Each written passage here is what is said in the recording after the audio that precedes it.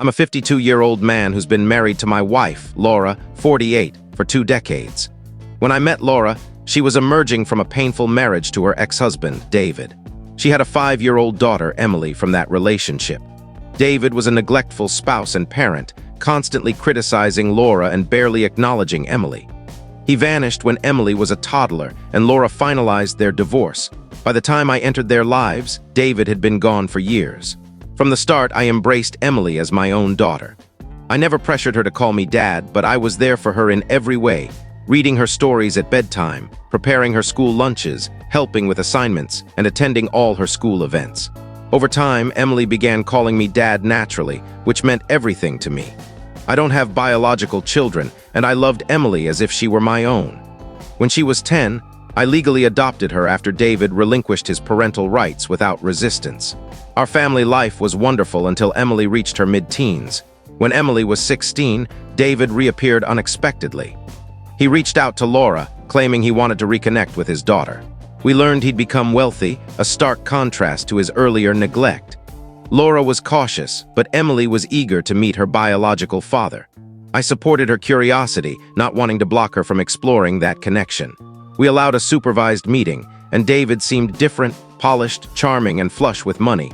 The man who never paid child support suddenly showered Emily with lavish gifts, designer clothes, and upscale dinners.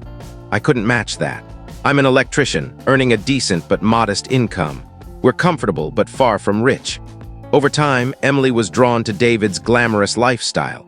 She'd come home raving about the fancy meals or the latest phone he bought her. It escalated. David got her a car for her 17th birthday and took her to Europe after high school graduation. Whenever David was around, I felt like I faded into the background. Emily started canceling plans with me and Laura to spend time with her real dad. Laura tried to remind her that money isn't everything and pointed out David's past neglect. But Emily would snap, insisting David had changed and accusing us of envy. It was crushing. From age 16 onward, I felt Emily slipping away. By college, where David paid her tuition, she spent holidays with him instead of us half the time. Even during school breaks at home, she was often at David's luxurious condo or on extravagant outings. Our relationship grew tense.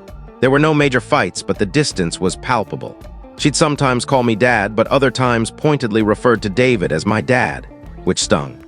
I hoped she'd mature and see through David's flashy gestures, but the rift grew. This year, Emily, now 25, got engaged to her fiancé, Ethan. Ethan's family is well off, though not as wealthy as David. We were thrilled and eager to help with the wedding. I always assumed I'd walk Emily down the aisle as her adoptive father and the one who raised her. We'd even discussed it casually over the years, and she'd agreed it would be me. But 2 weeks before the wedding, Emily blindsided me and Laura. She announced she didn't want me to walk her down the aisle, claiming the tradition was outdated.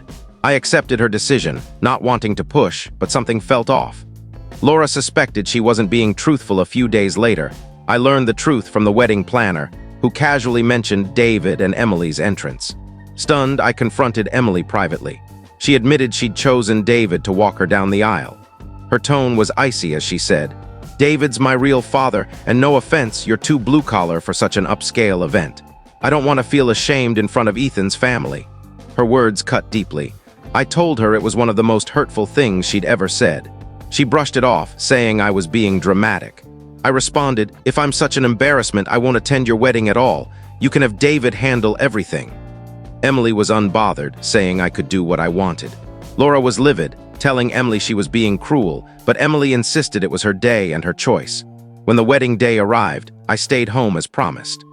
Laura, torn between supporting her daughter and standing by me, also chose not to attend, stating that if the man who raised Emily wasn't welcome, she couldn't pretend everything was fine. Relatives later told us Emily was devastated when she realized Laura wasn't coming, but she stood by her decision. The wedding was a catastrophe. With neither Laura nor me there, David was the only parent present from Emily's side. True to form, he showed up tipsy and got drunk by the reception. His toast was a mess, slurred and inappropriate, and he sparked a heated argument with Ethan's father, possibly over a rude remark about funding the wedding. Ethan's family and several guests left early, furious. That evening I got frantic calls, first from a bridesmaid, then Emily herself. Sobbing, she begged me to come to the reception to fix the chaos David caused.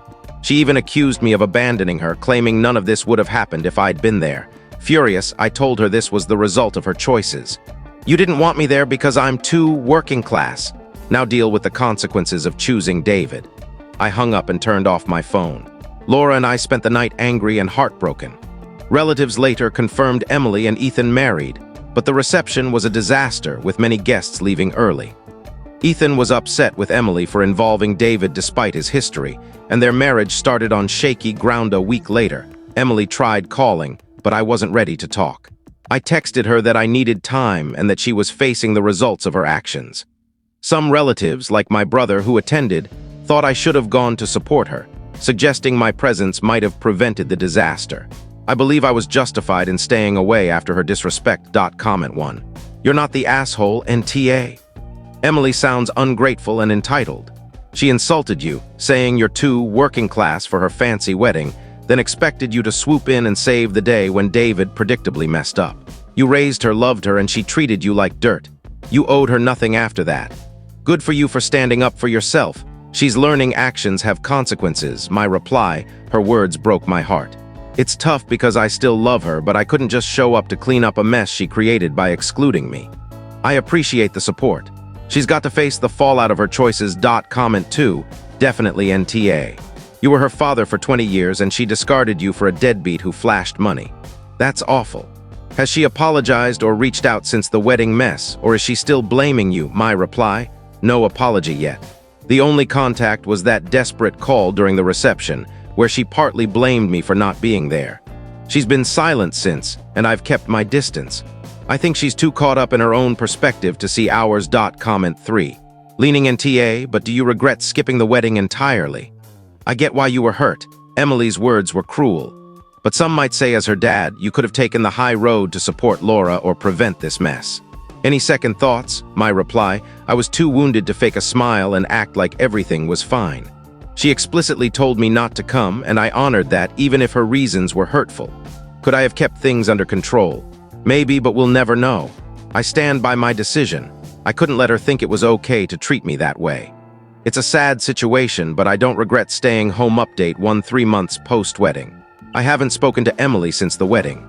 Laura and I have gone low contact to protect ourselves from further pain. A few days ago, Ethan called me unexpectedly. He shared that Emily's been battling depression since the wedding. Ethan's parents refused to speak to her, blaming her for the wedding fiasco and for bringing David into their family events. They're embarrassed and unforgiving. Ethan admitted he was angry at Emily for insisting on David's involvement despite his past. He regrets not pushing back harder but went along to keep her happy. Their marriage is strained, and he's struggling to support her while feeling she caused this. Ethan said Emily keeps blaming me, saying if I'd been at the wedding, none of this would have happened. She thinks I abandoned her as her true father figure. I asked Ethan why he was telling me this. He said Emily wants to reach out but fears I hate her. He believes she owes me a sincere apology but asked if I'd consider talking to her as she's struggling. I thanked him for the update and said I'm sorry they're going through this, but I'm not ready to talk unless Emily takes accountability. Ethan understood but sounded defeated. I feel for him. This isn't how a marriage should start. Emily's facing the consequences. Her in-laws shun her, Ethan's frustrated, and David's vanished again. Yet she hasn't apologized to me or Laura. It's heartbreaking, but I'm holding my ground until she owns her actions. Comment 1. Would you forgive her if she offered a genuine apology now? My reply, I've thought about this a lot. If she gave a heartfelt apology and showed she understands her mistakes, I'd be open to talking. I love her, that doesn't vanish, but rebuilding trust would take time. I won't brush this under the table. There's a path to healing, but it starts with her taking responsibility. I'm cautiously hopeful we'll get there, but I won't pretend nothing happened. Update 2 9 months post-wedding. Until yesterday, Laura and I had no contact with Emily since her wedding night call. It's been a heavy, quiet time. We miss her but are still deeply hurt. Yesterday, Emily showed up unannounced at our door. I was stunned to see her looking worn and emotional. Her first words were, "Dad, I'm pregnant." She seemed to expect this news to instantly mend things. When I didn't immediately embrace her, only offering a quiet congratulations, she got upset. She raised her voice, accusing me of holding a grudge when she was sharing important news. Laura urged her to calm down. and we invited her inside to talk. Emily launched into a tirade, claiming I abandoned her like David did and didn't love her unconditionally. She said I was choosing pride over her and her unborn child. That pushed me over the edge. I didn't yell, but I spoke firmly, listing everything I did for her: school drop-offs, bedtime stories, ER visits, years of love and support. I told her how her wedding choices and cruel words wounded us. You lied, insulted me, and made me feel worthless. Now you expect everything to be fine because you're pregnant. That's not how it works. Laura was in tears, and Emily sat silently, shocked by my directness. She muttered, "I knew you didn't care," and stormed out. We tried to stop her, but she drove off later. We got calls and texts from relatives, my sister and an aunt, saying Emily claimed I rejected her and her baby when she shared her news. She painted me as heartless, which isn't true. I clarified the story to my sister, who supports us. It's exhausting that Emily's still twisting the narrative. I stand by how I handled it. I was honest, not cruel. I'm done being a doormat. I want a relationship with my grandchild, but Emily needs to make the next move with real accountability. Update 1.5 years post-wedding. Laura and I took a months-long trip abroad to clear our minds from the drama. While we were away, Emily gave birth to a daughter. We weren't involved, as expected given our estrangement. After returning, Emily contacted us asking to meet. Her tone felt different, more sincere. 2 days ago, she and the baby visited our home. It was an emotional encounter. Emily broke down, offering a genuine apology for her actions. She admitted there was no excuse for how she treated us. In therapy, which Ethan encouraged post-birth, Emily unpacked her issues, especially her fixation on David. She realized her fear of his abandonment drove her to seek his approval, even at the cost of hurting us. She acknowledged betraying our love by idolizing David. She also shared that David vanished again after a brief hospital visit for the baby, leaving a pricey gift and some social media photos before ghosting.